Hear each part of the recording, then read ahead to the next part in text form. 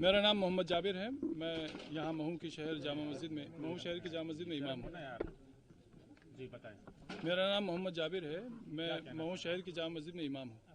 मैंने आप मीडिया साथियों को इसलिए बुलाया है कि मुझे ये खबर मिली है सोशल मीडिया से के थ्रू, चूँकि ये बाकायदा पूरे देश में ये माहौल बनाने की कोशिश की जा रही है या खबर फैलाने की कोशिश की जा रही है कि मुसलमान को इंडिया की जीत से नाराज़गी थी और इस तरह से ये मामला बिगड़ा है और मुसलमानों की वजह से ये सब कुछ हुआ है। ये एक गलत बात फैलाई जा रही है और इस चीज़ से हमें बहुत दुख हुआ है।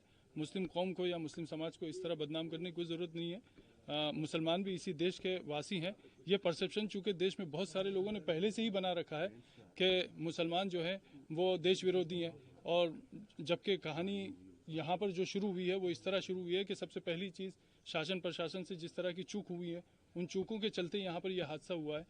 दोनों तरफ के लोगों से की सहमति, शासन की, प्रशासन की मौजूदगी में और बीचवानी में रहकर ये बात रखकर ये बात तय हुई थी कि जामा मस्जिद के इस रूट से किसी तरह का जुलूस नहीं निकलेगा।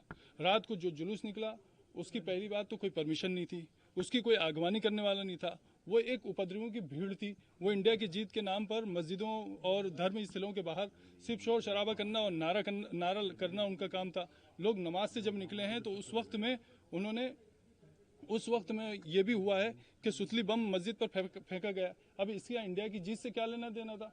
क्या मस्जिद पर बम फेंकने से इंडिया की जीत का जश्न मनेगा? ये बहुत बुरी बात हुई है और इस चीज़ का हमें बहुत दुख है कि एक तरफ गलती करने वाले गलती कर रहे हैं, दूसरी तरफ कुछ लोग ऐसे हैं जिनके हाथ में किसी भी तरह का सोशल मीडिया का कोई सा भी प्लेटफॉर्म या आईडी है तो वो उसके थ्रू ये फैलाने की कोशिश कर रहे हैं कि मुसलमान जो है वो देश का विरोधी है और इंडिया की जीत से उसको तकलीफ है वगैरह वगैरह वगैरह। हम इस चीज़ से बहुत दुखी हैं और बहुत साफ साफ कहना चाहते हैं कि हमारी मस्जिद न पाकिस्तान में है न हमारे महल्ले बांग्लादेश में है। हम इसी हिंदुस्तान के निवासी हैं, इसी हिंदुस्तान में हम रहे हैं, इसी हिंदुस्तान में हम रहते हैं, इसी हिंदुस्तान के साथ हमारा रिश्ता है। इस तरह की बातें करना ये और फिर कुछ लोगों की तो मैं समझता हूँ कुछ लोगों की तो रोजी रोटी या नेतागिरी या उनका अपना जो भी प्रोफेशन है वो तो हिंदू मुस्लिम पर चल रहा है। तो उन लोगों के पास पद है या ओहदा है या पावर है, वो इस तरह की बात करते हैं, उनको शोभा नहीं देता। मतलब ठीक है, आप किसी की चापलूसी कर सकते हैं लेकिन आप किसी की बात से उस वक्त तक सहमत नहीं हो सकते जब तक उसमें सच्चाई न हो। लेकिन जो आरोप लगाए जा रहे हैं दूसरी तरफ से भी, मैं उसी आरोप तरफ से लगाए जा रहे हैं।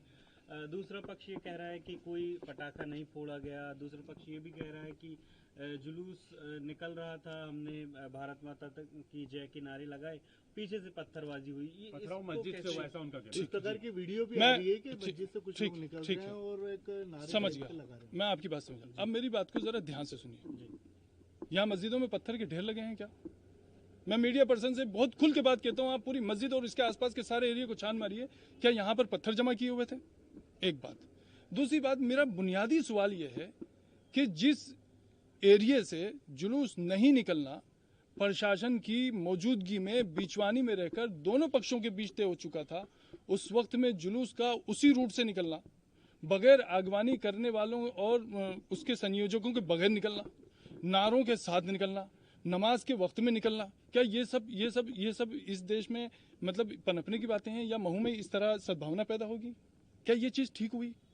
मेरा सवाल इंसानियत के नाते, मैं एक मुस्लिम पक्ष का पक्षकार होने के नाते बात नहीं कर रहा हूँ। मेरा कहना यह है कि क्या ये मंदिर के सामने होता तब भी गलत था, ये मस्जिद के सामने है तो क्यों गलत नहीं है?